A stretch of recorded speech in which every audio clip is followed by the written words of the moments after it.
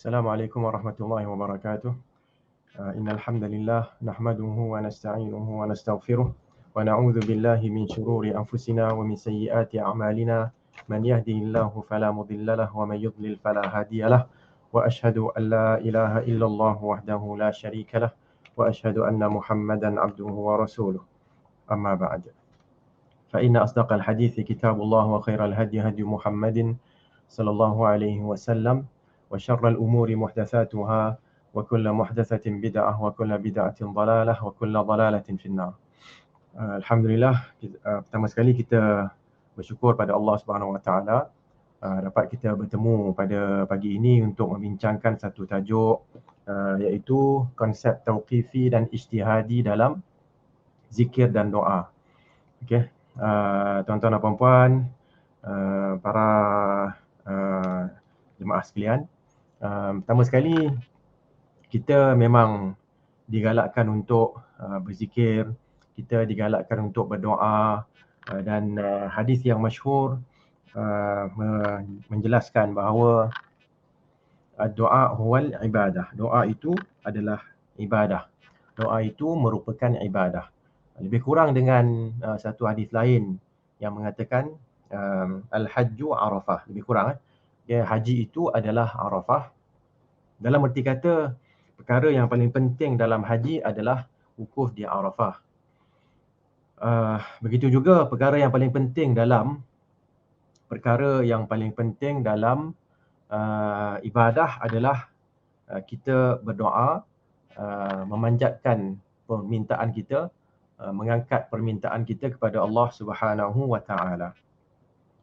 Kemudian dalam satu hadis lain juga Nabi SAW ada sebutkan la yazalu lisanuka ratban min dzikrillah. Hendaklah lidahmu sentiasa basah dengan ataupun ialah bolehlah terjemahkan begitu, hendaklah lidahmu sentiasa basah dengan zikrullah. Okey, zikrullah iaitu dengan menyebut Allah Subhanahu Wa Taala, di samping hati kita mengingati Allah Subhanahu Wa Taala. Itu maksud zikrullah, sebut dan ingat. Bila dikaitkan dengan lisan, artinya lisan kita hendaklah sentiasa berzikir, iaitu menyebut zikir-zikir, menyebut Allah Subhanahu Wa Taala. Okey. Dengan itu kita ingin membicarakan secara ringkas di sini berkaitan dengan konsep tauqifi dan ijtihadi dalam zikir dan doa. Maksud tauqifi ialah sesuatu yang terhenti. Okay? Tauqif kita menghentikan. Kalau ikut bahasa Arabnya lah. Bila maksud menghentikan di sini ialah kita tidak menambah. Okay? Kita berpada-pada, kita mengikuti sepenuhnya dan kita tidak menambah. Itu maksudnya tauqifi. Okay? Dan ijtihadi pula ialah yang berkaitan dengan ijtihad, iaitu berkaitan dengan usaha kita, pemikiran kita, sama ada kita nak tambah, kita nak kurangkan. Okay? Jadi adakah zikir dan doa ini berunsur tauqifi, iaitu tak boleh langsung kita nak tambah, tak boleh langsung kita nak kurangkan. Okay? Ataupun zikir dan doa ini sebenarnya merupakan ijtihadi, so mana satu. Okay? Ijtihadi maksudnya kita boleh sahaja nak berzikir dengan menciptakan, mereka cipta satu zikir yang tertentu. Okay, zikir masuk tandas dah ada dah, zikir keluar tandas dah ada, zikir makan pun dah ada. Tapi kalau kita mengatakan zikir itu adalah ijtihadi, kita boleh tambah yang lain, kita boleh ubah suai. Okay, so itu maksudnya kat sini. Kita nak faham dulu kan maksud tajuk kita, konsep tauqifi dan ijtihadi dalam zikir dan doa. Okay, so kita dah faham dah sekarang ni. Tauqifi artinya, saya ulang balik semula, tauqifi ialah sesuatu yang kita berhenti dan tidak berijtihad. Kita hanya menerima, okay, kita memberhentikan diri kita, kita hanya mengikut dan kita tidak berijtihad untuk menambah atau mengurangi. Kalau ijtihadi pula ialah sesuatu yang tidak ada dalil yang jelas, lalu kita pun berfikir, berusaha untuk mengeluarkan sesuatu hukum, okay, yang berkaitan dengan perkara itulah. Boleh saja kita menambahnya ataupun mengurangkan sesuatu perkara yang sedang dihadapi. Okay. Dengan itu, insyaAllah kita akan teruskan di sini dengan perbincangan kita teruskan. Okey, perbincangan di sini iaitu okey, berkaitan dengan zikir ini sendiri kan, adanya pembahagian. Kita nak tengok pembahagian zikir. Pembahagian zikir, kita boleh bahagikan zikir ini kepada mutlak dan muqayyad. Okay, mutlak dan muqayyad. Bila disebutkan mutlak dan muqayyad ini, sebenarnya kita boleh tengok dalam surah Al-Ahzab ayat yang ke-41 hingga 42. Ya ayyuhalladzina amanu dzkurullaha dzikran katsira wasabbihuhu bukratan wa asila. Wahai orang-orang yang beriman, hendaklah kalian mengingati Allah ataupun menyebut Allah. Kita guna perkataan zikir ni, kita akan terjemahkan kepada menyebut menyebut Allah dengan sebutan yang banyak, dan hendaklah kalian menyucikannya bukratan wa asila, pada waktu pagi dan pada waktu petang. Okey, so kita dah faham kat sini kan. Adanya ayat pertama tu, ayat 41 suratul Ahzab mengatakan, wahai orang-orang yang beriman, hendaklah kalian menyebut Allah dengan sebutan yang banyak, berzikir dengan zikir yang banyak. So, itu umum. Kemudian disebutkan pula dan hendaklah kalian menyucikan Allah kan, menyebut subhanallah, menyucikan Allah, artinya berzikir juga kan, pada waktu pagi dan juga pada waktu petang. So ini adanya taqyid ataupun ditentukan. Mutlak tadi maknanya tidak ditentukan, dibiarkan. Okey, bebas. Muqayyad pula adalah yang dihadkan. Okey, so kita faham kat sini zikir ada dua bentuk. Satu adalah zikir bebas, yang kedua adalah zikir yang dihadkan. Dalam bahasa Arab disebutkan mutlak, bebas, muqayyad yang terhad ataupun yang dihadkan. Okey. Dalam surah lain, surah Ali Imran ayat yang ke-41, wadhkur rabbaka katsira wasabbih bil ashyi wal ibkar.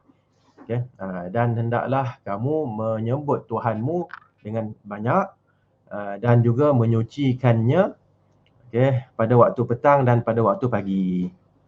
Okey.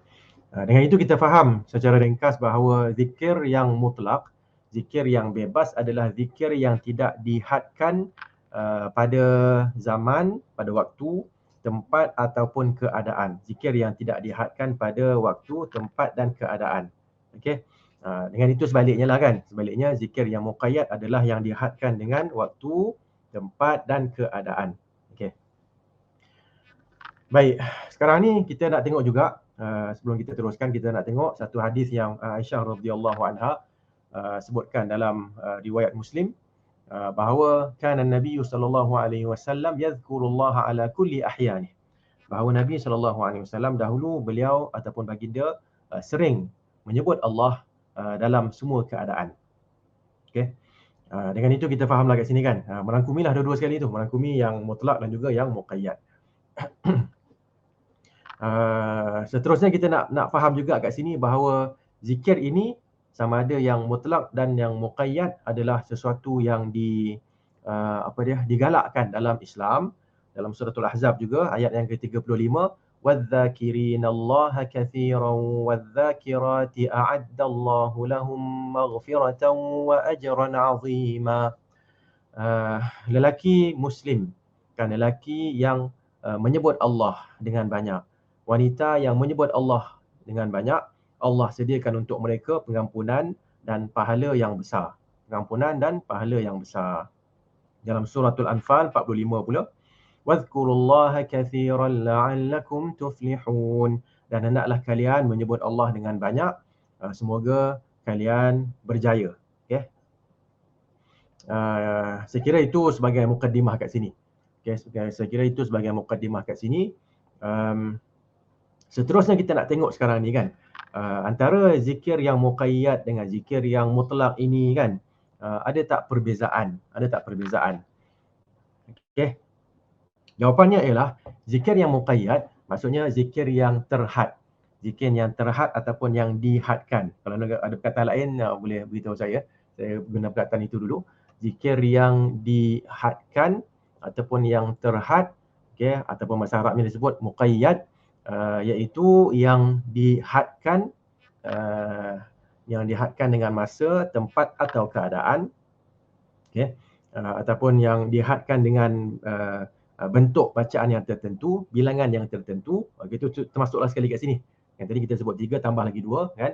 Ulang balik semula, zikir yang terhad muqayyad adalah yang dihadkan dengan masa, tempat, keadaan, sebutan tertentu dan juga bilangan tertentu. Okay, bilangan tertentu. Zikir jenis ini hendaklah asalnya ataupun zikir jenis ini kaedahnya ialah kita menghadkan diri kita untuk mengikuti zikir itu. Okey, kita kena hadkan diri kita. Maksudnya kita jangan tambah. Okey.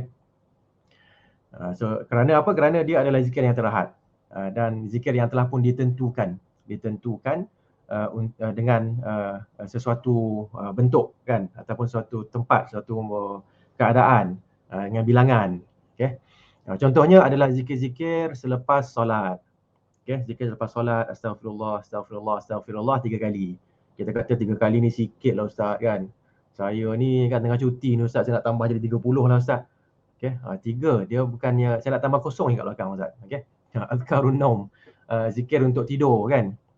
Zikir tidur ni ustaz, alah, saya baca zikir tu pun masih segar lagi, jadi saya nak tambah-tambah kan.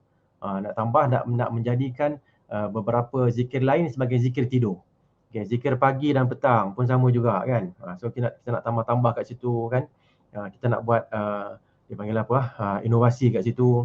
Dan juga apa sajalah zikir-zikir lain yang dihadkan oleh agama. Okay, maka hendaklah kita ikut apa yang telah dihadkan itu. Al-Imam Al-Hafidh Ibn Hajar rahimahullahu ta'ala. Al-Hafidh Ibn Hajar rahimahullahu ta'ala, sebelum kita teruskan huraiannya, beliau digelarkan sebagai apa ya? Sebagai Syekhul Islam kan. Okay, dalam ilmu hadis. Artinya dan yang pastinya beliau juga digelar sebagai Al-Hafidh. Al-Hafidh ini ialah yang hafalannya cukup banyak tentang hadis-hadis Nabi SAW. Artinya kalau orang yang sampai ke tahap ini kan, dia mengatakan saya tak jumpa apa-apa kan, saya tak jumpa hadis yang berkaitan dengan perkara ni. Maksudnya tak adalah. Dia beza dengan kita ni.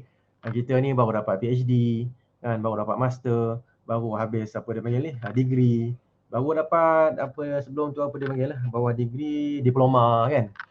Okey, saya kalau ada orang nak tanya saya boleh jawab. Ini kita tak ada orang dah online ni, saya kena jawab sendirilah. Okey, degree, apatah lagi bawah tu sanawiyah kan, mutawassithah kan, sanawiyah ni SPM lah kiranya kan. Kalau kita tahap ni ataupun mungkin kita dah agak pakar lah juga kan.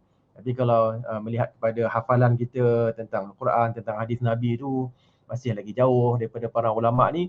Kalau kita cakap saya tak jumpa lagi, mungkin saya tak jumpa lagi maksudnya tak habis baca lagi lah. Tapi kalau para ulama yang menghafal sanad, matan dan sebagainya sampai ke tahap Al-Hafidh, Al-Hujjah, apa lagi ya, Amirul Mukminin. Syekhul Islam tadi, Ibn Taymiyah tadi disebutkan sebagai Amirul Mukminin. Minta maaf ya, bukan Syekhul Islam, Amirul Mukminin fil hadis.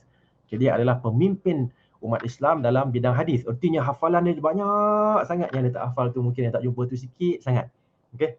Dengan itu kita boleh kata kalau dia sebut saya tak jumpa benda ni, maknanya tak ada lah. Kita nak tengok apa huraian Ibn Hajar. Okey, ya, Ibn Hajar mengatakan, saya tak tahu nak baca bahasa Arab ke tidak kan. Saya baca laju sikitlah. Di dalam Fathul Bari disebutkan, Fathul Bari maksudnya kitab Fathul Bari yang mensyarahkan Sahih Al-Bukhari.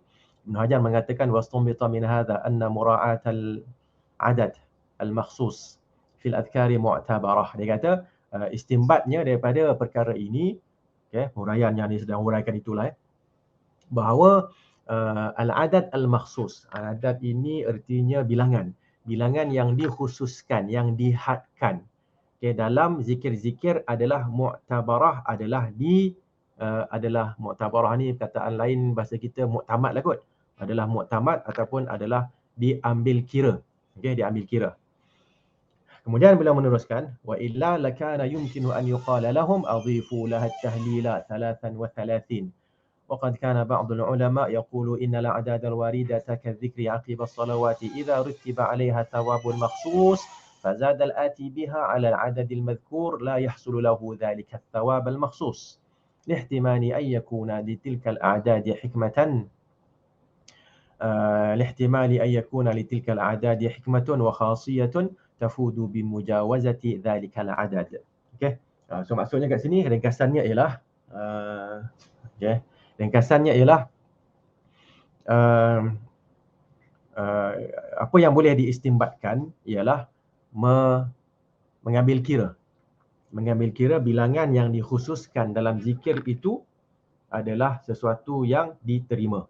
Okay, ataupun yang muktamad, bolehlah yang diterima lah, yang diterima. Maknanya kita perlu mengambil kira bilangan yang disebutkan, yang dikhususkan, yang dinyatakan dalam zikir-zikir. Okay, yang datang daripada Nabi SAW. Kerana kalau kita tak ambil kira, kan, kita akan jadi apa? Kita akan kalau kita tak ambil kira, kita akan buat apa? Kita akan kata pada orang ramai, okay, tambahlah apa yang kamu nak tambah. Yang 33 tu tambahlah nak tambah pun. Okay.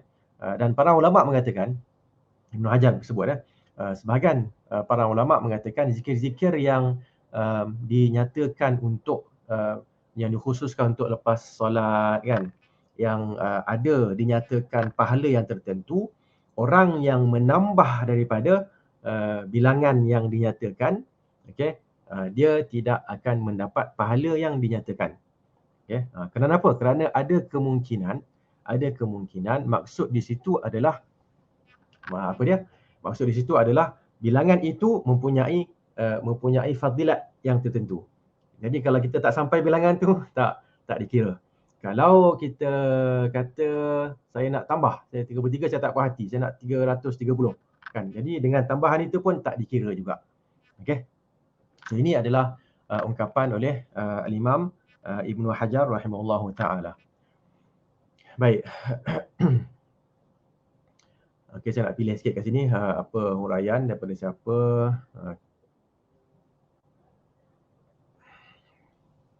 Kemudian ada satu lagi hadis, kan. Adapun satu lagi perbincangan lah, bolehlah kita sebut hadis dan perbincangannya,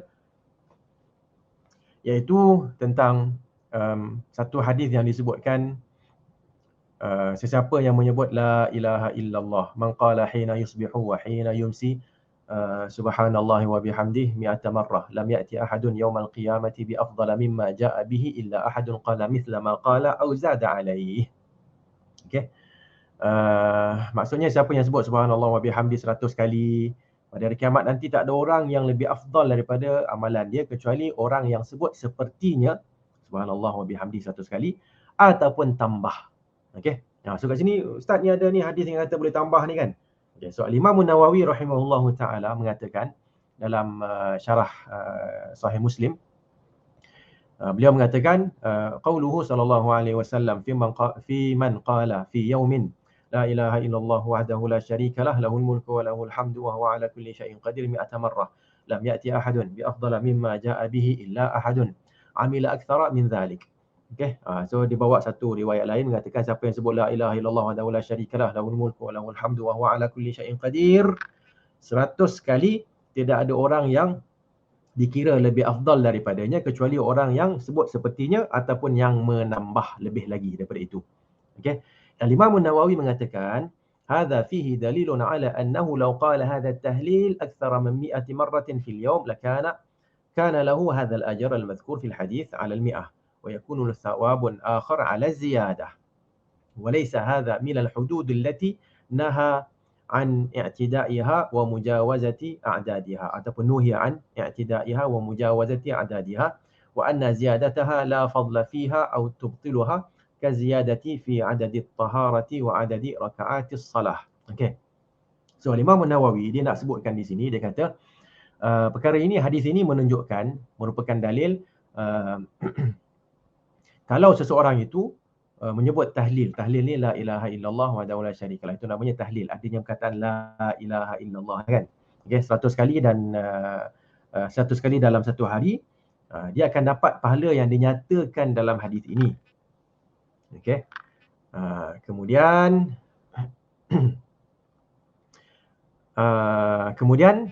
siapa yang sebut lebih daripada itu, dia akan dapat pahala yang lain.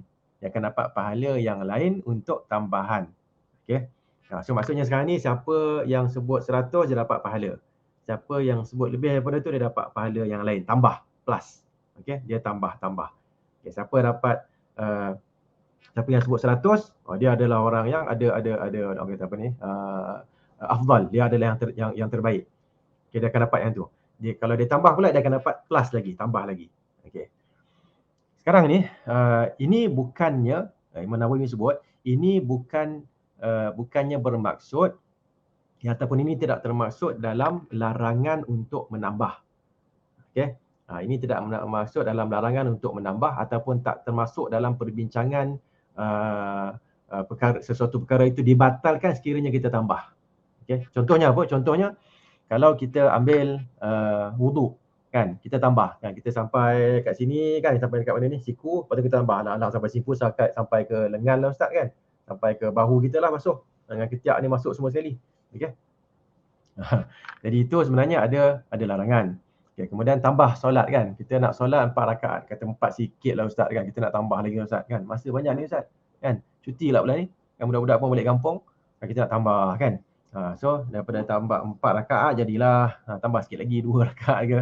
Okey, semua itu adalah termasuk dalam larangan, bahkan membatalkan solat. Okey. Kemudian itu satu maksud ya. Maksud yang kedua, wa yahtamilu an yakuna al-murad az-ziyadatu min a'malil khair la min nafsi tahlil. Okey. Ada kemungkinan maksud hadis tadi adalah menambah amalan, bukannya menambah zikir yang sama. Okey. So maksud pertama ialah dia sebut la ilaha illallah wahdahu la syarikalah lahul mulku wa lahul hamdu wa huwa ala kulli syai'in qadir. 100 kali dia sebut, lepas tu dia dah selesai yang tu, dia rehat sekejap, lepas tu dia pun tambah lagi kan. Tambah 20 lagi ke, sementara tunggu isteri dia nak bersiap, tunggu suami dia nak buang air dan sebagainya, dia tambah lagi kan. Dekat sini itu satu maksud. Maksud yang kedua yang disebut oleh Imam Nawawi adalah tambah amalan lain. Lepas dia sebut 100 tahlil tadi tu, dia pun buka telefon dia, ada sedekah kat Syria, Turki dan sebagainya, dia pun dia tambah kat situ. Maknanya dia tambah amalan khair yang lain. Sedekah RM10, RM20, RM100 kan. Okey. Itu adalah maksud yang kedua. Okay. Dan maksud yang ketiga adalah dia tambah kebaikan umum. Okay, dia tambah kebaikan yang umum, sama ada tahlil ke ataupun bukan tahlil. So ada 3 maksud. Satu, tambah tahlil tadi.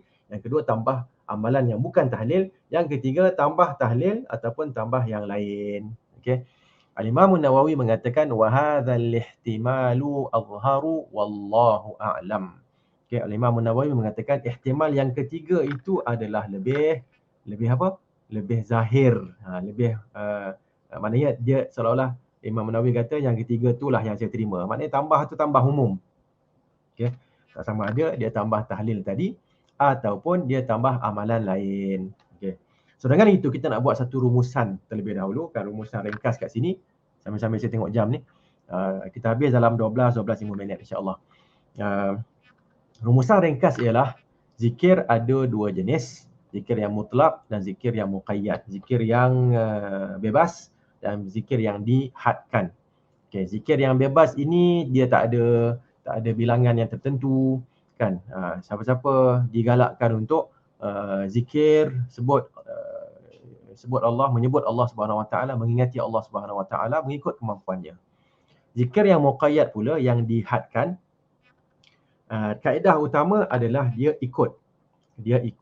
Maknanya orang Islam ni kena ikut bentuk dan bentuk zikir dan juga bilangan zikir yang disebutkan dalam hadis itu.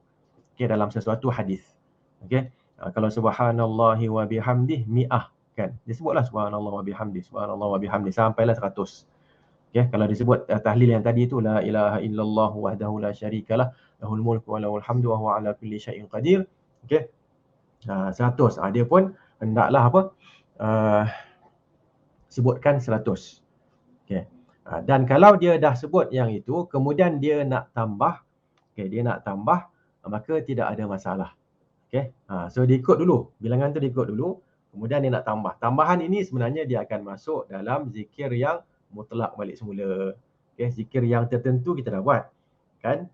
Yang 33, tapi katalah dah habis 33, subhanallah, dah habis 33, alhamdulillah, dah habis 33, Allahu Akbar. Lepas tu kita pun sebut tahlil la ilaha illallah wa la syarika lah lahul mulku wa lahul hamdu wa ala kulli syai'in qadir. Kan habis macam tu. Lepas tu saja nak sebut subhanallah, subhanallah, subhanallah. Kan? Sebut alhamdulillah, alhamdulillah, alhamdulillah, tak ada masalah. Okey. Jadi cuma kat sini kita tidak apa? Kita tidak menganggap yang apa yang saya sebut ini adalah merupakan apa dia panggil ya, penambahbaikan. Okay, saya nak 33, ya saya terima, tapi saya nak tambah lagi. Okay, so para jemaah sekalian, kita tambah. Nabi memanglah kan dia adalah Sayyiduna, kan, dia adalah penghulu kita, Sayyidu waladi Adam. Okay, dan memanglah dia sebut 33, tapi kita ni kan, kita ni siapa, kita kena tambah lagi kan. Dan itu tak dibenarkan. Okay.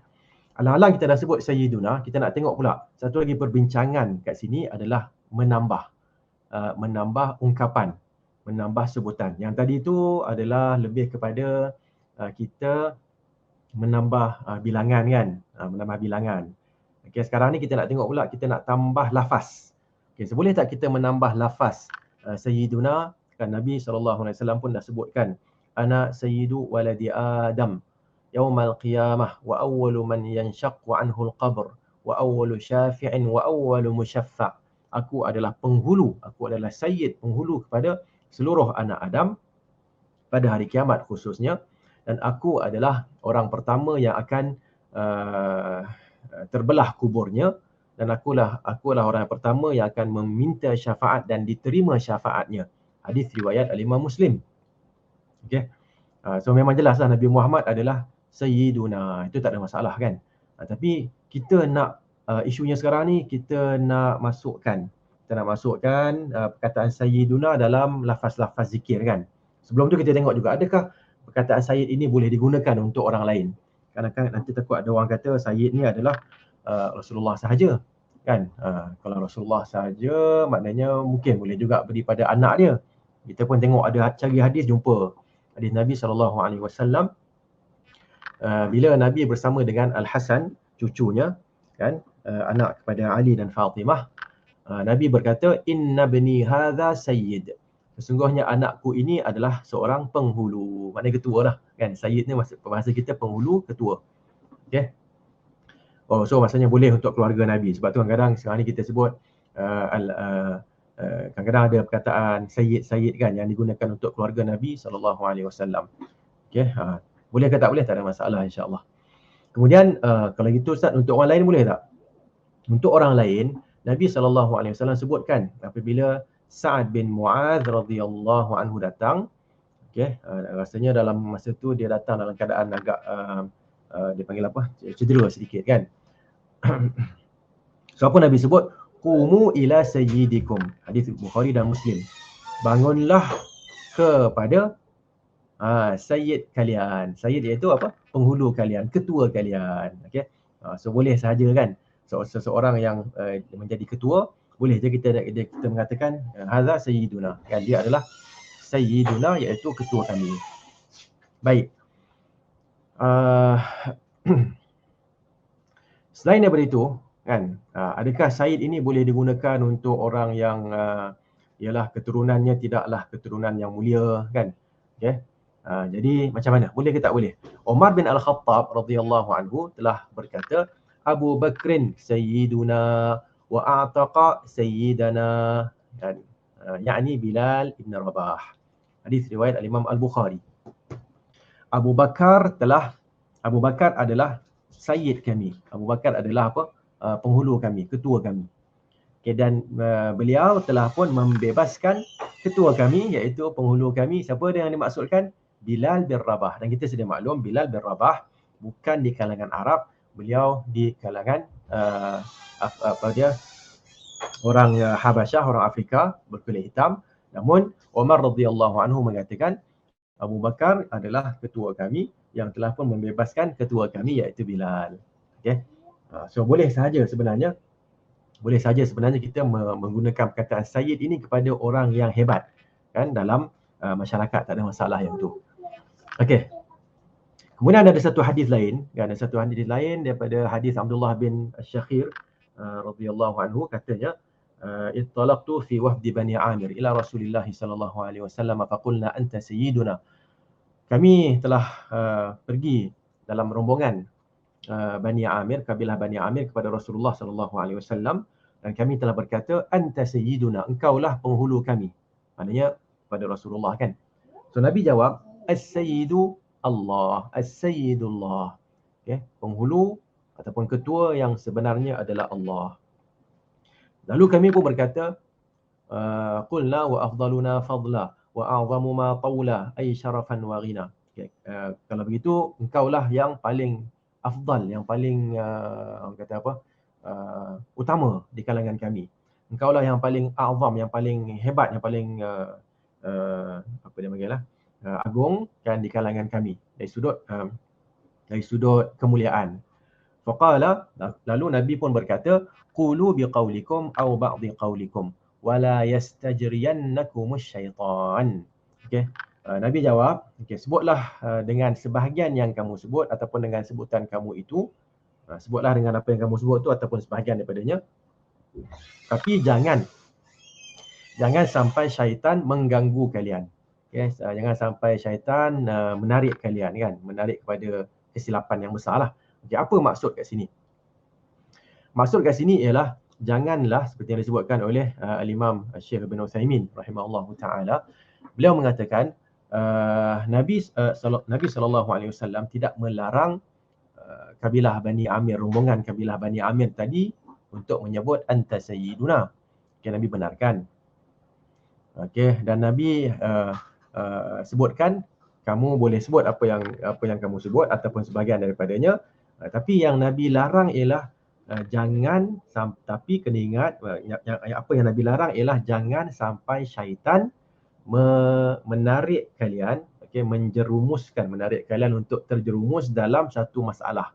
Masalahnya ialah menganggap bahawa sayyid itu adalah ketua, okay, adalah penghulu yang ada kuasa ketuhanan. Yang itu tidak dibenarkan. Okey. Jadi kalau sayyiduna tak ada masalah, kan? Sayyiduna ini adalah kita boleh sebutkan sebagai penghulu, okey, yang disandarkan kepada sifat ketua yang disandarkan kepada Nabi Muhammad sallallahu alaihi wasallam.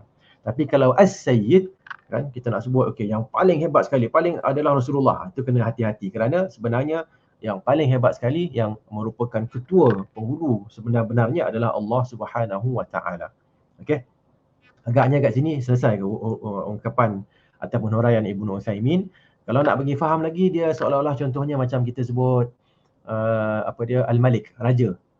Kan ada hadis yang mengatakan Anal Malik, akulah raja. Hadis kursi Allah Subhanahu wa taala sebutkan pada hari kiamat nanti Anal Malik aina mulukul ard. Okey, aku adalah raja yang sebenar-benarnya. Saya tambahlah sebenar-benarnya pasal ada alif lam. Kan? Akulah raja yang sebenar-benarnya. Di manakah raja-raja di bumi dahulu? Mulukul ard. Okay, manakah raja-raja dekat bumi yang dok kata mereka itu raja tu kan? Yang berkuasa, mana mereka sekarang ini? Okey. Tak menafikan mereka itu adalah raja. Raja-raja ada sekarang ni, sultan-sultan ada sekarang. Ya, mereka adalah raja, tetapi raja yang sebenar adalah Allah Subhanahu wa taala. Okey. Raja yang memiliki, yang sebenar-benarnya berkuasa adalah Allah Subhanahu wa taala. Sama juga dalam hadis ni, Rasulullah sayyiduna. Rasulullah Muhammad bin Abdullah adalah sayyiduna, ketua kami, ketua kita, tak ada masalah. Tapi ketua yang sebenar-benarnya adalah Allah Subhanahu wa taala. Okey. So jangan sampai ke tahap kita kata dia ni ketua, artinya dia ketua ni memiliki, dia memiliki kehebatan. Last sekali dia ni maha berkuasa lah apa semua. Jangan sampai ke tahap tu. Okey. Baik. Itu adalah bahagian yang pertama yang kita nak uraikan berkenaan dengan Sayyiduna. Sayyiduna ini kita kena tahu, jangan sampai ke tahap kita mengatakan Nabi Muhammad bukan Sayyiduna. Tidak. Nabi Muhammad adalah Sayyiduna tanpa sebarang pertikaian. Itu memang jelas. Dan boleh saja kita nak sebut kepada orang lain yang ada sama ada kepimpinan kan dalam agama, dalam dunia sebagai sayyid, tak ada masalah. Okey sahaja. Bahagian yang kedua yang kita nak huraikan di sini adalah berkenaan dengan ibadat. adakah ibadat ini sesuatu yang kita boleh, yang tadilah balik pada apa pada kita punya tajuk kan, adakah ibadat ini bersikap berkonsep tauqifi ataupun bersifat ijtihadi. Yang kita nak bincangkan sini khusus kepada zikir dan doa kan. So itu yang kita bincangkan tadi, zikir doa macam mana, yang mutlak muqayyad. Kemudian kita nak tengok pula sayyiduna tu macam mana. Kan dari satu sudut ya Rasulullah sayyiduna, sayyid yang sebenarnya adalah Allah Subhanahu Wa Taala. Okey. Namun apakah konsep ibadat kat sini? Konsep ibadat ialah secara umumnya merangkumi zikir dan doa. Konsep ibadat adalah al-iltizam dan juga at-tauqif. Itu yang kita sebut tadi lah sebagai tauqifi. Okay, iltizam ni kita berpegang dengan apa yang kita dapat kan, dengan hadis-hadis ataupun dengan riwayat yang kita dapat, kita berpegang, riwayat sahih kita pegang. Okay, kita berpegang dengannya dan kita bertauqif. Maksudnya kita menganggapnya sebagai urusan tauqifiyah. Tak kisahlah kan nak buat tauqifi ke tauqifiyah ke, yang pentingnya yang kita tak boleh ijtihad. Kita berhenti di situ, pegang dan berhenti kat situ. Maknanya kita tak tambah, kita tak ijtihad. Okey. Dengan itu kita kena faham di sini bahawa urusan ibadat adalah sesuatu yang bersifat tauqifi. Okey, apa yang sampai kepada kita, apa yang kita dapat, itulah yang kita buat. Kita berhenti di situ dan kita tak berijtihad, kita tak bergerak untuk menambah benda lain, kita tak bergerak lagi untuk kita tak berijtihad untuk nak menguranginya. Kita ambil itulah dia. Okey. Apa contoh-contohnya? Contoh-contohnya adalah lafaz azan, lafaz iqamah, lafaz selawat Ibrahimiyah, lepas tasyahud. Okey. Ini adalah contoh-contoh yang terdapat banyaknya nas-nas yang sahih yang menjelaskan perkara itu. Okey, yang menjelaskan perkara itu. Okey, dan tidak terdapat satu pun yang dalam yang kita sebut tadilah yang ada perkataan Nabi Muhammad kan. Asyhadu an la ilaha illallah, asyhadu anna Muhammadar Rasulullah kan, kat situ. So itu diajarkan. So ada tak sayyidana wa asyhadu anna sayyidana Muhammadar Rasulullah? Ada tak? Ada ke tak ada? Ada tak riwayat kat situ? Jawapannya tidak ada. Tidak ada satu riwayat pun yang marfu' ataupun yang mauquf. Mauquf ni yang sampai kepada para sahabat ataupun yang sampai kepada tabi'in pun tidak ada perkataan mereka menambah Sayyiduna Muhammad ataupun Sayyidana Muhammad. Okey. Dan dalam hal ini Al-Imam Ibn Hajar Al-Asqalani, Amirul Mukminin fil Hadis rahimahullahu taala, beliau telah berkata tentang sifat selawat ke atas Nabi SAW dalam solat, luar solat kan. Okey, so macam mana boleh tak kita tambah perkataan Sayyiduna kan? Okey, ataupun kita tak payah tambah. Jawapannya na'am, ittiba'ul alfazil ma'thurati arjah kan. Ia ikut mengikuti lafaz-lafaz yang terdapat dalam riwayat, dalam athar adalah lebih utama. Itu yang pertama sekali. Kan? So kita kalau khilaf pun yang paling penting manakah yang lebih utama? Yang lebih utama adalah ikut lafaz itu. Okey. Kemudian beliau mengatakan lagi, kita tidak boleh kata wala yuqalu la'allahu taraka dhalika tawadhu'an minhu sallallahu alaihi wasallam. Kita tak boleh kata bahawa Nabi sallallahu alaihi wasallam meninggalkan ucapan itu, ucapan sayyidana, dan kerana Nabi tawadhu'. Tak boleh cakap macam itu. Okey. Sebagaimana maknanya mungkin ada orang kata Nabi tinggalkan benda tu, Nabi tawadhu' kan. Macam Nabi sallallahu alaihi wasallam, bila Nabi Muhammad sebutkan nama dia, Nabi tak sebutlah sallallahu alaihi wasallam. Tapi umat dia digalakkan sebut sallallahu alaihi wasallam. Okey. So kita yang itu hal lain. Kita tak boleh samakan dengan hal itu. Faham ya? Cuba fahamkan kat sini. Kita tak boleh kata Nabi Muhammad tak sebut benda tu kerana Nabi tawadhu' kan. Tak boleh kata begitu. Okey. Li'anna naqul, kenapa? Kerana kita berkata, maknanya Ibn Hajar sekarang ni, Ibn Hajar berkata, kita berkata law kana dhalika rajihan la jaa 'anis sahabah. Sekiranya perkara ini lebih rajih, lebih utama, arjah tu lebih utama kan, lebih elok kan. Okey, jadi kalau perkara ini lebih utama, pasti ada riwayat dari para sahabat. Okey, thumma anit tabi'in, juga dari para tabi'in. Walam naqif fi syai'in minal athari an ahadin minas sahabati wala tabi'in annahu qala dhalik. Ini yang saya sebut tadi tu. Kan bahawa Al-Imam Ibn Hajar, kalau dia Amirul Mukminin dalam hadis, hafalan dia tu memang dah kira hampir-hampir tahap sempurna berkenaan dengan hadis Nabi SAW. Okey. Kalau disebut benda macam ni, kita kena terimalah.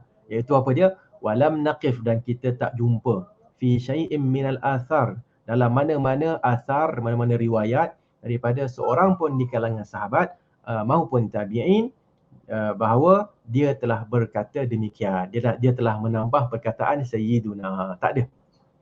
Okey. Jadi hujah Ibn Hajar rahimahullahu taala, beliau mengatakan beliau mengatakan yang lebih utama adalah ikut apa yang dah terdapat dalam dalam riwayat tentang tentang selawat ataupun tentang azan dan iqamah. Kita tak tambah perkataan Sayyiduna. Kenapa kita tak tambah? Kerana tak ada pun kan daripada sahabat. Dan kalau itu yang lebih utama, sahabat yang akan buat dulu, bukan kita. Okay? So jangan kita anggap, ni benda ni bagus, sahabat tak buat. Walaupun sahabat tak buat, benda ni bagus, kita kena buat. Jawapan dia jangan, kan? Para sahabat ni mereka lebih menghormati Rasulullah sallallahu alaihi wasallam. Mereka lebih menyayangi Rasulullah sallallahu alaihi wasallam. Tak apalah itu hormat, sayang.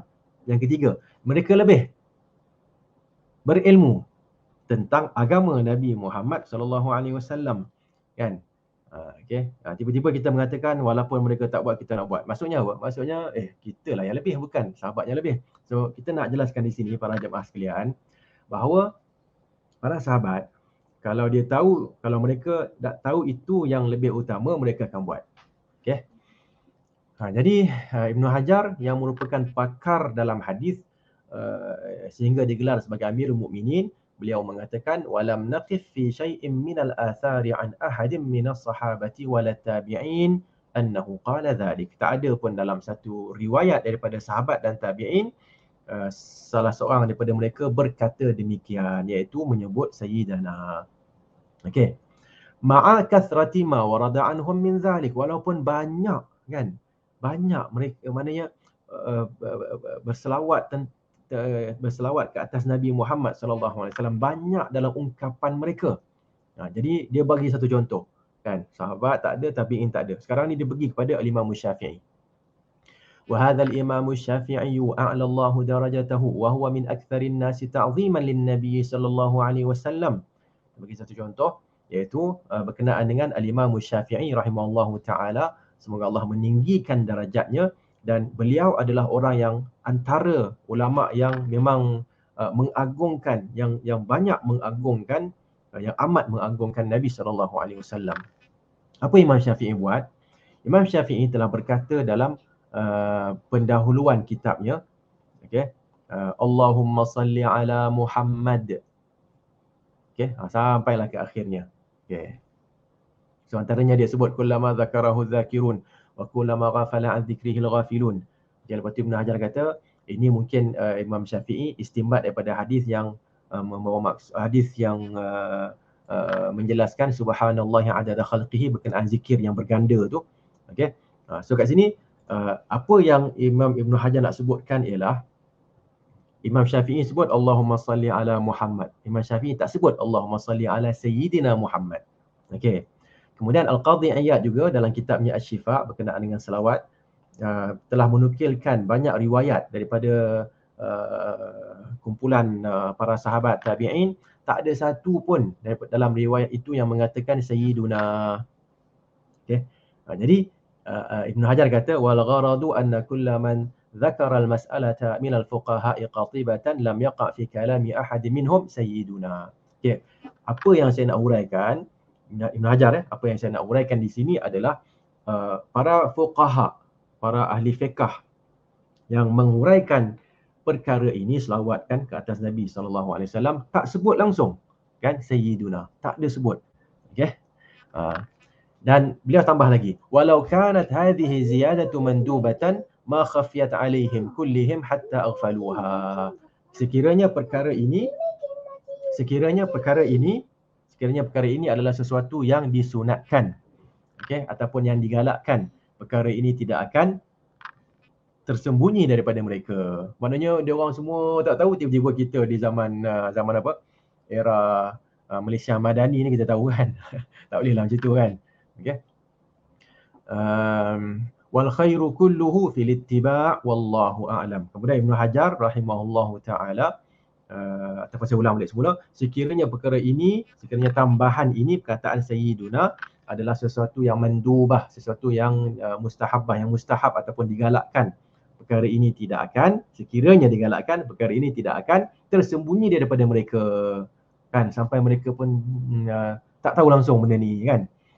Kemudian rumusannya wal khairu kulluhu fil ittiba' wallahu a'lam. Dan kebaikan itu sebenarnya, seluruh kebaikan ada pada ittiba', iaitu kita ikut, ikutan kita terhadap siapa? Terhadap Rasulullah. Dan bila sebut tadi perenggan ni, Rasulullah dan para sahabat. Okey, kita kena ikut. Kalau kita ikut Rasulullah, ikut para sahabat, selesai masalah kita. Kita dah dapat kebaikan keseluruhannya. Wallahu ta'ala a'lam. Okey. Jadi ini para jemaah sekalian, antara huraian yang menunjukkan betapa sebenarnya perkataan Sayyiduna kita tak boleh tambahkan. Okey, dalam mana-mana zikir yang menyebut nama Nabi Muhammad sallallahu alaihi wasallam dan tak disebutkan Sayyiduna. Okey, jadi kita pun jangan sebut. Okey. Begitu juga yang telah ditekankan oleh Syekh Ibn Utsaimin kan. Beliau mengatakan kita ni kita ikut sahaja. Dan saya nak ringkas pasal Al-Quran 12 ni. 11:57. 3 minit lagi tak apa. Saya rasa boleh baca sikitlah kan. Ibnu Utsaimin mengatakan la yartabu aqilun anna Muhammadan sallallahu alaihi wasallam sayyidu waladi Adam. Tidak ada orang yang berakal yang akan meragui bahawa Muhammad itu adalah penghulu anak Adam, sayyid ataupun penghulu, ketua kepada anak Adam sallallahu alaihi wasallam. Okey. Okey, kemudian saya ringkaskan lagi ya. Kemudian beliau mengatakan maksud sayyid itu apa dia? Dzus syaraf wat ta'ah wal imrah. Okey, maksud sayyid adalah orang yang mempunyai kemuliaan. Okey, dan juga orang yang ditaati, dan juga orang yang mempunyai kepimpinan. Okey, kepimpinan ataupun dipanggil apa ni? Kerajaan lah gitu. Okey. Imrah ni mana dia adalah pemimpin. Dan ketaatan terhadap Nabi SAW adalah ketaatan terhadap Allah. Ini Syekh Ibn Utsaimin nak berikan macam peringatan lah kepada kita. May yuti'ir rasula faqad ata'a Allah. Ayat tu jelas mengatakan siapa yang mentaati Rasul, sesungguhnya sebenarnya dia telah mentaati Allah. Okey. So tak ada masalah kat sini, Rasulullah adalah sayyid, dia adalah yang paling utama kan. Kemudian ini penting saya baca ni saya nampak masya-Allah kan, dia punya taqaid ataupun pengkaedahan yang diberikan oleh Syekh Ibn Utsaimin memang jelas. Wa min muqtada i'tiqadina annahu sayyidul muta'. Kan. Bila kita sebut Nabi Muhammad itu adalah sayyid dan muta', apa maksudnya? Muqtada ni maksud apa? Maksud apakah intipati kepercayaan kita bahawa Muhammad adalah sayyid muta'. Dia adalah penghulu, ketua, dan dia adalah yang ditaati. Apa maksud dia? Maksudnya alla natajawaza ma syara'a lana min qaulin aw fi'lin aw aqidah. Apa maksudnya? Maksudnya ialah, tuntutannya ialah kita tidak melewati apa yang beliau ataupun baginda syariatkan kepada kita. Okay, saya ulang balik semula. Tuntutan kepercayaan kita bahawa Nabi Muhammad adalah sayyid muta', Nabi Muhammad adalah penghulu yang ditaati. Apa tuntutannya? Tuntutannya ialah kita tidak mendahului ataupun menambahlah, senangnya kita tidak menambah apa yang disyariatkan oleh baginda kepada kita, merangkumi perkataan, perbuatan dan kepercayaan. Okey. So itu adalah tuntutan kepercayaan kita bahawa Nabi Muhammad adalah sayyid, penghulu. Nabi Muhammad adalah pihak yang kita kena taat. Ketaatan kepadanya adalah ketaatan kepada Allah Subhanahu Wa Taala. Apa tuntutannya? Tuntutannya jangan kita mendahului, jangan kita melewati, jangan kita menambah kan syariat yang syariat yang baginda bawakan kepada kita. Kan? Saya banyak baca buku Indonesia ni kan. Kawan-kawan kita Indonesia dia orang sebut beliau kan kepada Nabi Muhammad. Kita kat sini kita sebut baginda. Yang bercampur-campur ni. Okey, saya ulang balik semula. Tuntutan kepercayaan kita bahawa Nabi Muhammad adalah penghulu. Nabi Muhammad adalah pihak yang wajib ditaati. Ketaatan kepadanya adalah ketaatan kepada Allah Subhanahu Wa Taala. Tuntutan kepercayaan ini ialah kita tidak menambah apa yang disyariatkan oleh baginda kepada kita. Merangkumi percakapan, perbuatan dan akidah, kepercayaan. Okey. Kemudian Ibn Uthaymin kata, antara perkara yang disyariatkan oleh Rasulullah SAW kepada kita ialah cara berselawat ke atasnya dalam tasyahud. Bila kita solat, kita nak tasyahud awal ke akhir tu, kan? Diajarkan Allahumma salli ala Muhammad wa ala ali Muhammad kama sallaita ala Ibrahim wa ala ali Ibrahim innaka Hamidum Majid. Ataupun ungkapan-ungkapan lain yang terdapat dalam hadis-hadis yang sahih. Okey. Kemudian Ibn Uthaymin mengatakan saya tak tahu satu bentuk kan selawat seperti yang disebutkan oleh orang yang bertanya, iaitu Allahumma salli ala sayyidina Muhammad wa ala ali sayyidina Muhammad. Okey, bentuk ini tidak terdapat dalam mana-mana bentuk yang sampai kepada kita dalam riwayat-riwayat yang sahih. Okey, dengan itu kita selawatlah kan. Wa inna ma nusalli alaihi bisiratil lati 'allamana iya. So kita ni ikut sajalah berselawat mengikut bentuk selawat yang diajarkan kepada kita oleh Nabi SAW. Rumusan kat sini, saya pun nak buat rumusan, rasanya dah banyak dah bercakap ni kan. Kita buat rumusan terus melalui rumusan Syekh Al-Imam Ibn Uthaymin rahimahullahu ta'ala. Okay, saya bacakan seperti saya uraikan.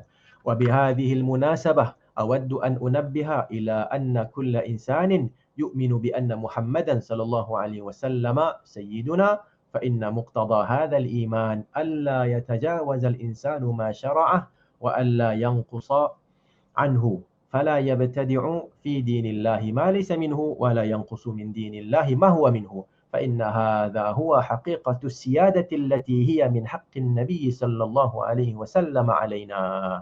Okey, selesai. Okey. Beliau mengatakan dengan itu kan,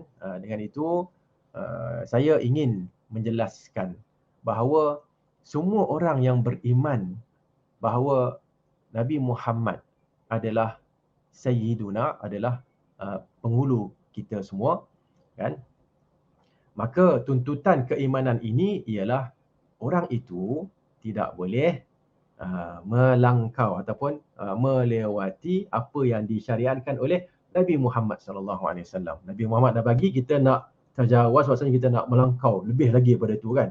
Okey. Melangkau tambah tak boleh, melangkau tak boleh, ataupun kita kurangkan. Nabi buat 5 solat kan, ini huraian saya lah kan. Nabi solat 5, kita pun kurangkanlah kan, 4 cukup lah kan. Jangan gitu. Kita tak boleh kurangkan, tambah tak boleh, kurang tak boleh. Okey. Jadi kita jangan buat inovasi dalam agama yang agama Allah yang dibawa oleh Nabi Muhammad SAW. Jangan bawa inovasi. Maksudnya jangan buat bid'ah kan. Inovasi ni bahasa yang cantik lah kan. Inovasi dunia boleh, inovasi agama tak boleh. So kat sini Syekh kata jangan buat inovasi dalam agama Allah. Buat inovasi buatlah dekat dunia ni kan, tak ada masalah. Okay? Dan jangan pula inovasi ni macam kita nak tambah. Jangan tambah. Dan jangan pula kita kurangkan daripada agama Allah. Sesuatu yang dah ada kita kurangkan. Jangan. Dengan itu inilah sebenarnya hakikat.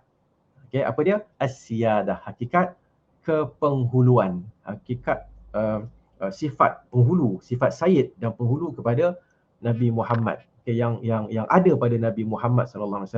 Dan sifat ini adalah hak Nabi Muhammad ke atas kita. Kita kena laksanakan hak itu.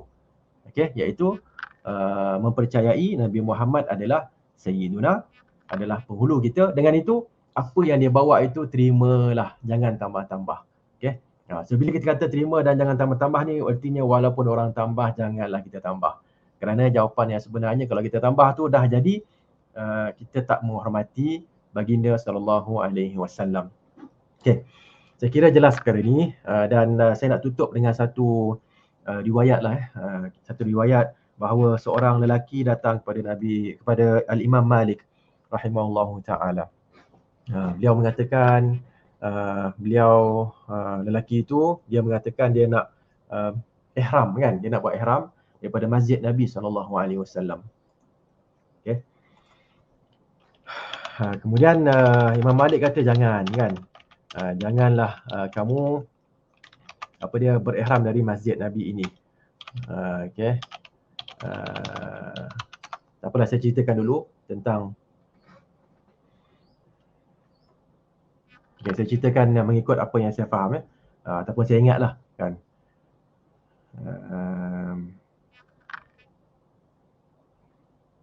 Okey, kemudian nanti saya akan carikan insya-Allah. Jadi dalam riwayat tersebut ataupun dalam kisah tersebut, lelaki tersebut dia minta izin lah, wahai Imam Malik, saya nak berihram dari masjid ini kan, daripada masjid Nabi SAW. Imam Malik mengatakan akhafu alaikal fitnah, kan, aku takut engkau ditimpa fitnah. Okay, aku takut engkau ditimpa fitnah kan. Jadi lelaki itu mengatakan apa fitnahnya yang akan ditimpakan kepada saya? Okay, apakah fitnah yang akan ditimpakan kepada saya? Jadi Imam Malik dan lelaki itu mengatakan apakah fitnah yang akan ditimpakan kepada saya sedangkan saya tambah sikit je pun kan, beberapa kilometer sahaja yang saya tambahkan. Jadi bukanlah masalah kenapa nak sampai tahap saya ditimpa fitnah pula.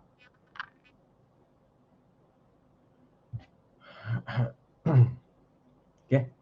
Jadi kenapa? Maknanya orang tu mengatakan macam saya tak tambah benda yang jahat pun, saya tambah benda yang baik kan, daripada saya pergi ihram di Abyar Ali ataupun di Zil Hulaifah, miqat pada ahli Madinah, saya hanya pergi ke tempat yang lebih mulia kan, kalau manakah lebih mulia, Masjid Nabi ke ataupun miqat ahli Madinah, miqat penduduk Madinah iaitu Abyar Ali, manakah yang lebih mulia?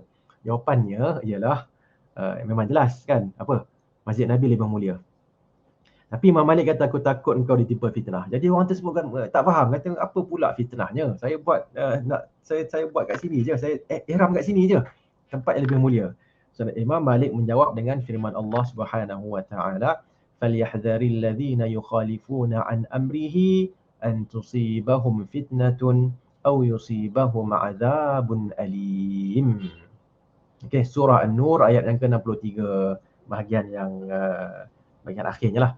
Maksudnya, oleh itu hendaklah mereka yang mengingkari perintah Rasulullah beringat serta berjaga-jaga jangan mereka ditimpa fitnah, iaitu bala bencana, atau ditimpa azab siksa yang tidak terperi sakitnya.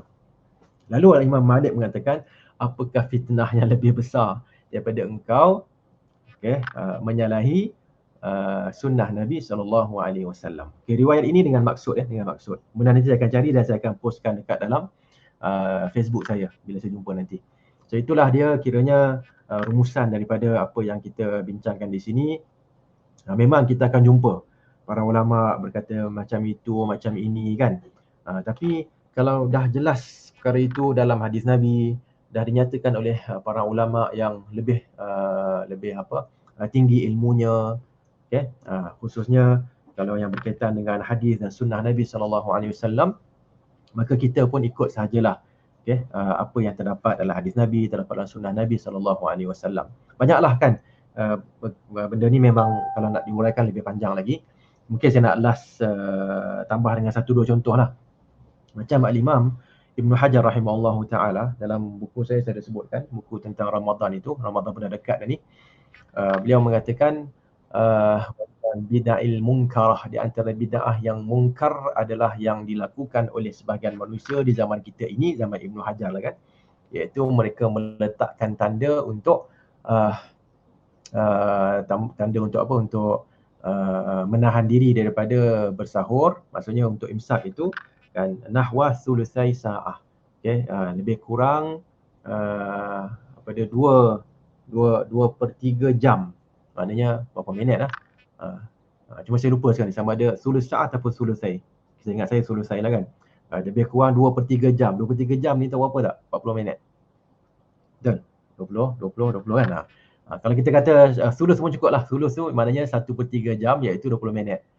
Sama ada 20 minit ataupun 40 minit sebelum masuknya waktu mereka dah letakkan satu tanda kan yang dengan bila orang tengok tu orang tak makan lagi dah. Okey. Dan Ibnu Hajar mengatakan bahawa ini adalah bid'ah yang mungkarah. Dia tak sebut pun ini adalah wa minal bid'il hasanah, tak ada. Wa minal bid'il munkarah. Ini adalah bid'ah yang mungkar. Okey. So itu yang saya sebut tadi. Kadang-kadang kita tengok orang buat dan benda tu pun dah tersebar kan. Dan ada juga ulama yang sebut benda tu. Yang kita mengatakan walaupun ulama sebut, walaupun benda tu dah tersebar kan, kita sebenarnya nak ikut apa yang terdapat dalam hadis Nabi, okey, yang dijelaskan oleh sebahagian ulama lain pula bahawa mengikut hadis Nabi dengan kefahaman yang betul itu adalah lebih utama. Macam kita sebut tadi daripada Ibnu Hajar, daripada Imam Nawawi rahimahullah taala, daripada ulama-ulama muasirin, Ibn Utsaimin dan lain-lain kan. So itulah kiranya kat sini dan Ibnu Hajar pun tadi berkenaan dengan imsak kan. Beliau mengatakan dengan itu telah berkurangan kebaikan mereka, bertambahan keburukan mereka, kerana Nabi SAW bersabda yang bermaksud umat ini akan berterusan berada dalam kebaikan selagi mana mereka melewatkan sahur dan mempercepatkan futur, melewatkan sahur dan mempercepatkan buka puasa. Okey, faham tak sekarang ni? Maknanya hadis tu ringkas je. Nabi kata umat Islam akan berada dalam keadaan yang baik kalau mereka memperlewatkan sahur, maknanya sahur sampai waktu subuh. Okey. Dia tak halang sebelum tu. Okey. Dan juga mempercepatkan buka puasa. Terbenamnya matahari walaupun cerah lagi ni ustaz. Dia bukan masalah cerah tak cerah. Matahari dah terbenam. Dah terbenam terus buka puasa. Tunggu ustaz, kita pastikan dulu. Pasti bendanya kan. Matahari dah tenggelam. Dia mana tengok macam ni tangan saya ni. Dia tenggelam matahari, tiba-tiba matahari tu naik balik. Mana ada? Matahari dah tenggelam lah. Habis. Itu tenggelam lah tu. Ghurub syams kan. Buka terus siapa ustaz 5 minit. Tak ada. Siapa buat 5 minit tu dia telah melewatkan buka puasa. Siapa buat 5 minit pula sebelum waktu subuh, dia telah mengawalkan sahur. Dia tak melewatkan sahur. Okey. Jadi rumusan Ibnu Hajar, kalau ini yang dibuatkan pada zaman kita, inilah dia yang sebenarnya merupakan indikator ataupun petunjuk bahawa kebaikan dah kurang di zaman kita. Okey.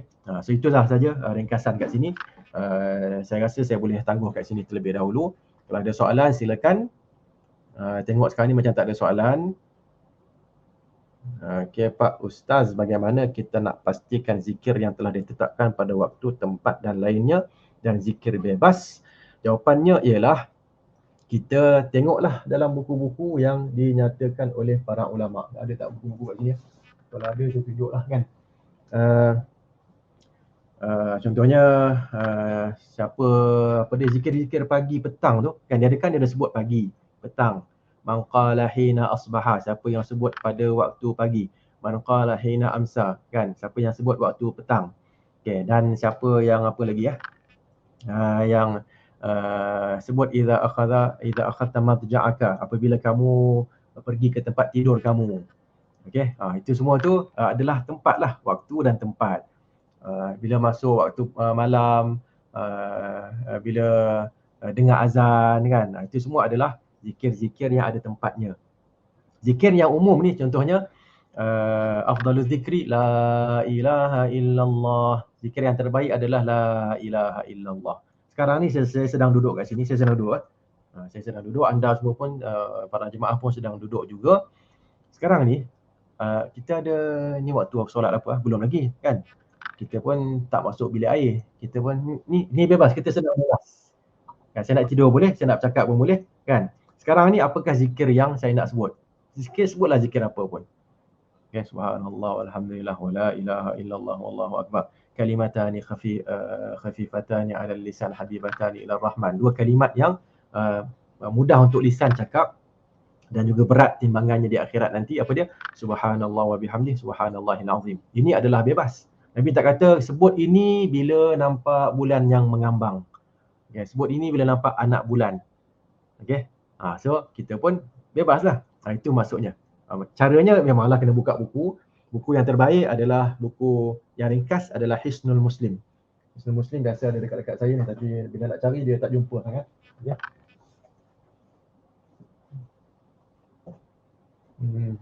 Tak apalah, biasanya nak cari dia akan susah sikit nak jumpa. Tapi tak apalah. Yang pentingnya anda semua carilah ya. Cari nanti apa dia dalam buku-buku zikir, khususnya Hisnul Muslim yang akan menceritakan. Dalam zikir tu dia akan sebut. Kalau nampak itu, nampak ini, sebut itu, sebut ini. Kalau boleh sakit pula letak. Bila sakit letak tangan di atas tempat yang sakit. Sebut 3 kali bismillah, bismillah, bismillah, a'udzu bi'izzatillahi wa qudratihi min syarri ma ajidu wa hadir. 7 kali sebut. Okey, 7 kali. Okey, sebutlah yang itu kan. Itu antara contohnya. Ustaz, benarkah tambahan Sayyidina dalam azan itu masuk dalam zikir yang khusus, jadi tak boleh ditambah kalau ikut kaedah Ustaz tadi? Ya, jawapan dia benar. Tambahan Sayyidina dalam azan itu termasuk dalam zikir yang khusus. Jadi tak boleh ditambah kalau ikut kaedah Ustaz. Ya, memang betul. Ini bukan kaedah saya. Ini kaedah yang saya nyatakan dari para ulama. Cuma kat sini saya nak jelaskan. Bila ditanya tentang orang yang tambah Allahumma salli ala Sayyidina Muhammad wa ala ali Sayyidina Muhammad kama sallaita ala ali Ibrahim, kan? Okey. Adakah batal solatnya? Itu satu soalan sebenarnya saya nak sebut tadi tapi mungkin terlepas. Jawapannya ialah tidak batal. Kenapa tak batal? Kerana beliau dia mengatakan perkara itu dalam keadaan dia berpegang kepada satu pandangan ulama yang menggalakkan sebutan itu. Okey. So ini yang dinamakan sebagai apa? Kita tak boleh menghukum berdasarkan takwil. Takwil ni apa? Takwil ni bukan tafsir. Berdasarkan takwil yang bermaksud tafsir. Maksudnya kalau kita nampak ada seorang ni dia kata boleh sentuh lelaki perempuan itu tak batal wuduk. Seorang pula kata kalau sentuh lelaki perempuan batal wuduk. So kita tak boleh kata yang kamu ni sesat. Tak boleh, kan? Dia ada hujahnya. Kita menghormati hujahnya. Tapi kalau kita ditanya manakah yang lebih tepat, kita mengatakan tak boleh sebut Sayyiduna semasa azan, tak boleh sebut Sayyiduna semasa tasyahud dalam solat, tak boleh sebut Sayyiduna semasa qamat, tak boleh juga. Okey, itu yang lebih utama, yang lebih tepat di sisi kami. Okey, kalau dia tanya kalau orang yang sebut tu batal tak solat dia, jawapan dia tidak batal. Kenapa tak batal? Ustaz kata yang lebih tepat. Itulah dia. Inilah nama dia ikhtilaf. Kan? Bila ada ikhtilaf adanya adabul ikhtilaf, kan? Kita mengatakan itu tak boleh, itu salah. Tapi siapa yang buat tu solat dia tak batal. Kenapa? Kerana dia berpegang kepada pandangan yang mengatakan boleh walaupun pandangan itu salah. Okay, ini kena ingat betul-betul ya. Mungkin ada kelas lain yang kita akan buat iaitu adabul ikhtilaf ataupun dengan bahasa lain adabul iktilaf. Okay, sama ada adab untuk berselisih pendapat dan pendapat ataupun adab untuk bersatu padu, kan? Okay. Ada soalan lain? Oh, ada lagi. Sikit lagi ya. Ustaz, betulkah zikir mutlak itu kita boleh sebut banyak tanpa batas? Ya. Zikir yang mutlak memang dia tak ada batas. Okay. Sebab tu yang kita sebut dalam hadis tadi apa ya? Kana Rasulullah SAW yazkuru fi kulli ahyanihi atau kama seperti yang disebut oleh Aisyah tadi, kan. Rasulullah banyak menyebut, kan. Saya cek balik semula. Mana dia ni? Nak cari tu dia tak ingat. Tak apalah, yang pentingnya Aisyah ada sebutkan radhiyallahu anha bahawa Rasulullah SAW sering kana Nabi SAW yadhkurullah ala kulli ahyanihi. Okay, Rasulullah sering menyebut Allah, berzikir dalam semua keadaan. Hadis riwayat Muslim. So dengan itu memang tanpa batas, tak ada masalah. Okay. Dan macam kita perhatikan kalam contohnya kalam Syekh bin Baz rahimahullah taala, bila ditanya tentang orang yang sebut zikir yang muqayyad, dah habis muqayyad tu dia pun tambah zikir tu juga, dia tambah. Tak ada masalah. Okey. Cuma dia jangan jadikan muqayyad itu diubah. Faham So itu kaedahnya. Kalau zikir itu sebut 100 kali, Ustaz saya tak nak 100 kali Ustaz, saya nak jadikannya 200 kali. Untuk jemaah saya di mana ni, di mana di Selangor ni ataupun di KL ni, kita kena sebut 200 kali. Jemaah yang dekat Jakarta sebut 100 kali. Kan? Hadisnya sebut 100 lah.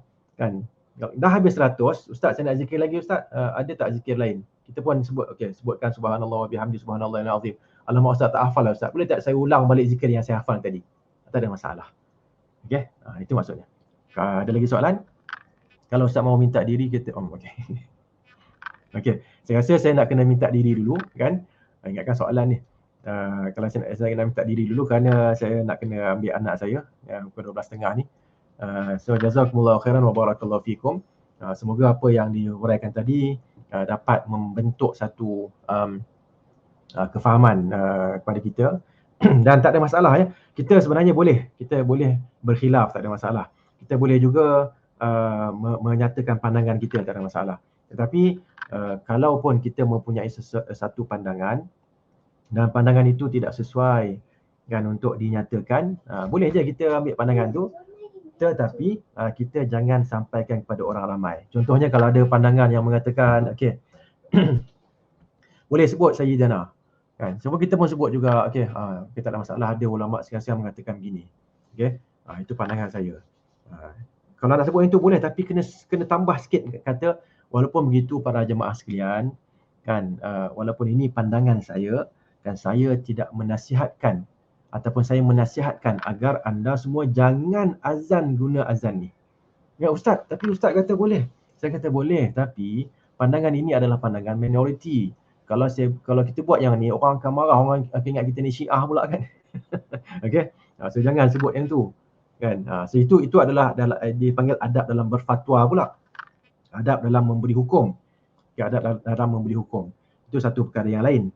Okey. So satu ialah cara untuk kita capai hukum, untuk sampai kepada hukum. Lepas kita ada sesuatu hukum, kadang-kadang hukum yang ada pada kita ni kan, dengan dalil ni semua yang jelas ni, kita tak boleh cakap pada orang. Kita dengan orang kita kena guna pandangan yang marjuh, pandangan yang tidak kuat pada kita. Okey, ini adalah adab dalam berfatwa kerana orang tu belum bersedia lagi. Ini yang disebutkan oleh Ali radhiyallahu anhu, hadithun nas bima yaqilun. Hendaklah kalian bercakap dengan orang ramai mengikut pemikiran mereka, bukan mengikut pemikiran kalian. Okey, aturiduna ay yukazzaballahu wa rasuluhu. Adakah kalian ingin Allah dan Rasulnya didustakan oleh orang ramai? Okey, itu satu. Contoh lain, panjang pula last sekali. Contoh sampai 12:25 kita berhenti. Contoh lain ialah Nabi mengatakan kepada Aisyah, kalaulah tidak kerana kaum kamu wahai Aisyah baru sahaja meninggalkan jahiliyah, pasti aku akan robohkan Kaabah dan bina kembali Kaabah mengikut binaan Nabi Ibrahim. Hijr Ismail itu termasuk sekali, pintunya ada 2, diturunkan ke bawah.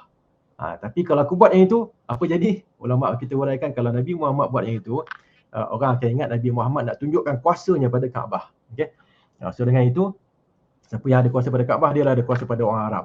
Ini tujuannya sebenarnya bukannya tauhid, bukannya apa semua. Jadi Nabi Muhammad kata orang tak faham lagi. Bila orang tak faham, saya tak buat. Okey. So saya kira itu saja untuk kali ini. Semoga Allah Subhanahu Wa Taala memberikan kita kefahaman dalam cara nak sampai kepada hukum, cara kefahaman dalam nak menyampaikan sesuatu hukum, dan juga kefahaman dalam nak mendidik masyarakat. Ada benda-benda yang kita tahu orang tak tahu lagi, kita jangan jadikan orang terperanjat dengan ilmu kita ini. Okey, so sampaikan dengan perlahan-lahan insya-Allah Subhanahu Wa Taala. So apa pun yang pentingnya kita tangguh dulu insya-Allah dengan tasbih al-kafarah. Subhanakallahumma wa bihamdik asyhadu an la ilaha illa ant astaghfiruka wa atubu ilaik. Wa sallallahu ala sayyidina Muhammad wa ala alihi wa sahbihi wa barik wa sallim.